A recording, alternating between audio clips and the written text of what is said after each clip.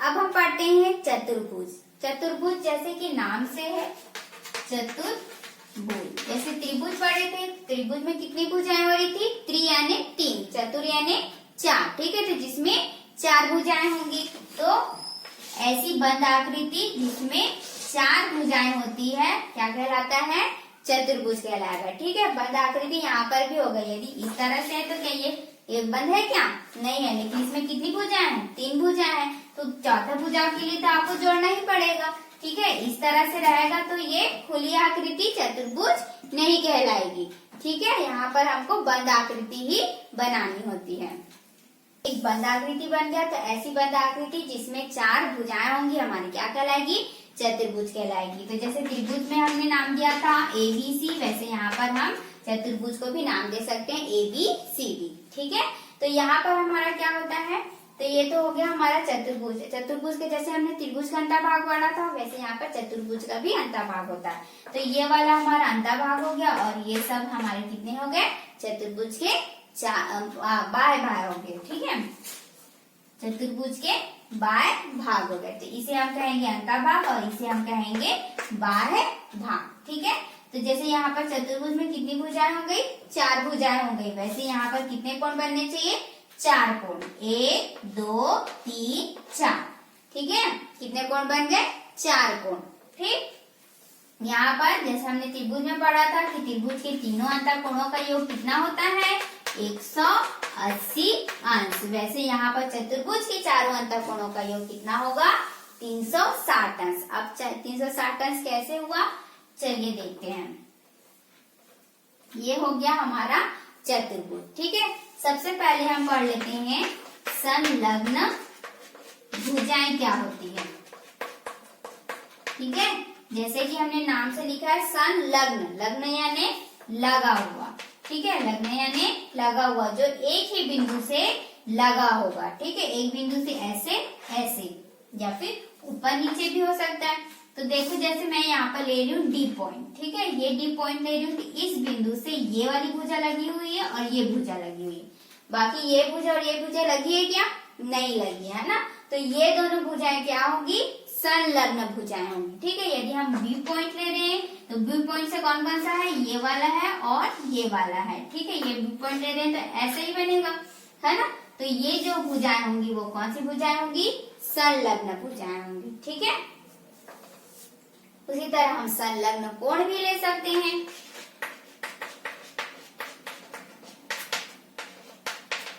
संलग्न कोण, ठीक है।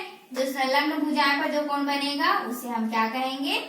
यहाँ पर संलग्न कोण कहेंगे। तो एक संलग्न ना लगा होना चाहिए। यदि मैं यहाँ पर लूंगी तो ये क्या लगा हुआ है?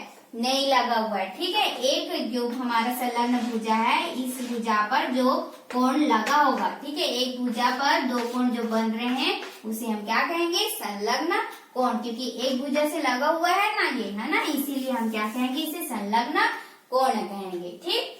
तीसरा हम पढ़ते हैं सम्मुख, सम्मुख भुजा, ठीक है। सम्मुख जैसे कि नाम से है सम्मुख, अपने मुख के सामने, अपने चेहरे के सामने। तो जैसे ये है AD, तो इसके सामने कौन होगा? उस तरह। जैसे मैं यहाँ खड़ी तो मेरे सामने ऐसे ऐसे खड़े रहूंगी तो ऐसे होगा, है ना। तो ये AD भुजा है, तो इसके सामने ये होगा और इसके सामने ये होगा। आपने आयत में पढ़ा है कि नहीं? आमने सामने की भुजा बराबर होती है ना। तो ये हो गया आमने सामने, इस तरह से हुआ कि नहीं, ठीक है। तो AD भुजा, ये AD भुजा के सम्मुख कौन होगा? BC होगा, ठीक है। और AB भुजा के सम्मुख कौन होगा? DC होगा, ठीक। सम्मुख भुजा समझ में आया कि अपने चेहरे के सामने होना चाहिए। तो इसी में हम क्या पढ़ते हैं? सम्मुख कोण। सम्मुख कोण क्या होता है? जैसे कि नाम से सम्मुख, अपने मुख के सामने।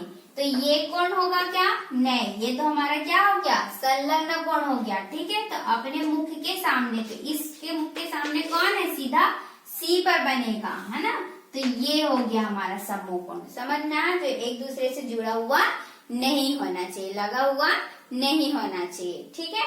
तो ये हमने पढ़ा। चतुर्भुज के अंतर्गत हमने क्या पढ़ा कि ऐसी बंद आकृति जिसमें 4 भुजाएं होंगी, 4 कोण होंगे, चतुर्भुज कहलाएगी।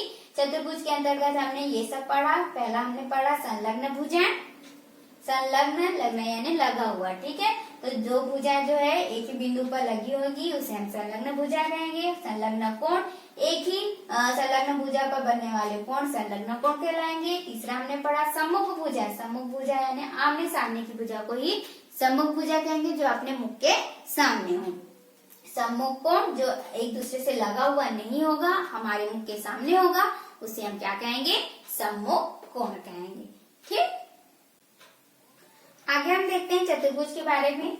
यहाँ पर जैसे कि मैंने एक चतुर्भुज बनाया ABCD, ठीक है। तो यहाँ से जब हम एक रेखा खींचते हैं, A बिंदु से C बिंदु तक मिलाने वाली रेखा को, इस रेखा को हम क्या कहते हैं, विकर्ण कहते हैं, ठीक है। क्या कहते हैं, विकर्ण। तो जैसे मैं A और C को मिलाई हूँ, उसी तरह मैं B और D को भी मिला सकती हूँ। तो इस तरह से देखिए कितनी विकर्ण हो गए, 2 विकर्ण हो गए। तो आपको ये चीज याद रखना है कि चतुर्भुज में 2 विकर्ण होते हैं, ठीक है। चतुर्भुज में कितने विकर्ण होते हैं, 2 विकर्ण होते हैं। अब देखिए यदि मैं इस विकर्ण को रखती हूँ, एक विकर्ण को रखती हूँ, तो देखो यहाँ पर एक त्रिभुज बन रहा है और यहाँ पर दूसरा त्रिभुज बन रहा है कि नहीं, है ना। तो चतुर्भुज का एक विकर्ण चतुर्भुज को 2 त्रिभुजों में बांटता है, ठीक है। चतुर्भुज का एक विकर्ण चतुर्भुज को 2 त्रिभुजों में बांट देता है, इस तरह से, ये पहला और ये दूसरा, ठीक। इसके बाद हम पढ़ते हैं चतुर्भुज के प्रकार। चतुर्भुज के प्रकार में हम पढ़ेंगे पहला समांतर चतुर्भुज,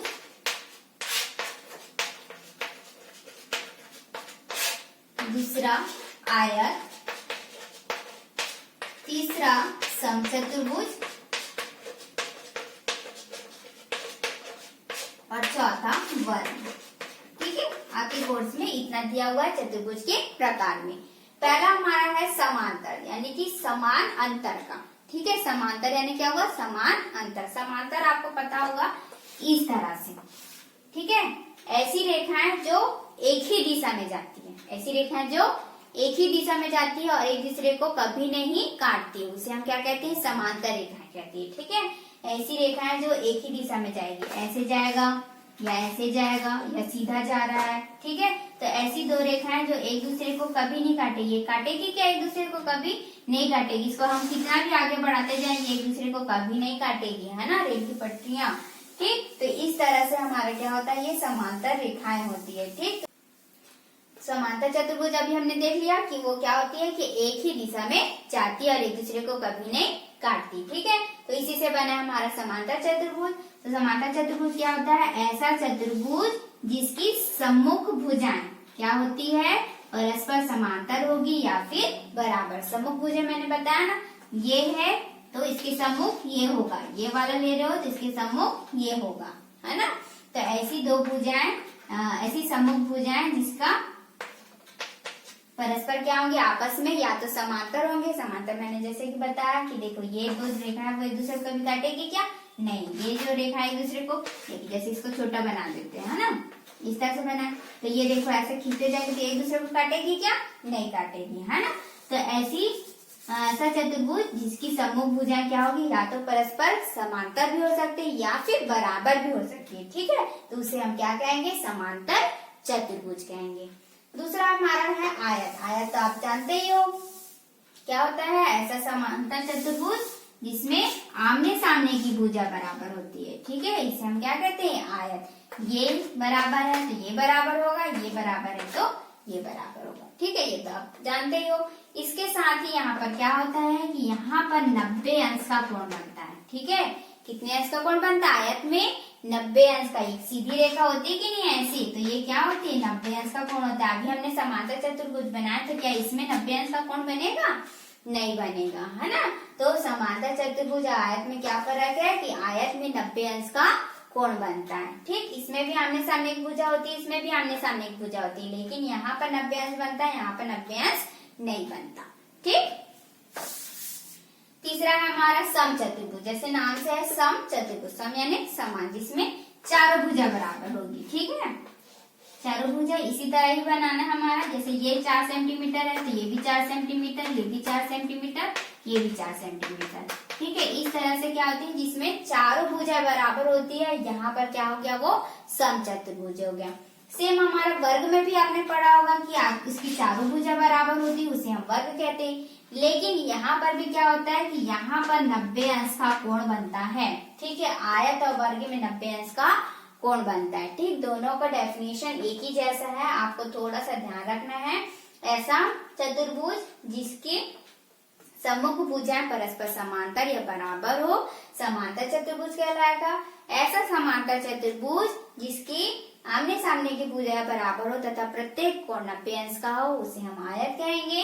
समचतुर्भुज किसे कहते हैं, ऐसा चतुर्भुज जिसकी चारों भुजाएं बराबर हो, उसे हम समचतुर्भुज कहेंगे। और ऐसा समचतुर्भुज जिसकी चारों भुजा बराबर हो तथा प्रत्येक कोण 90 अंश का हो, उसे हम क्या कहेंगे, वर्ग कहेंगे।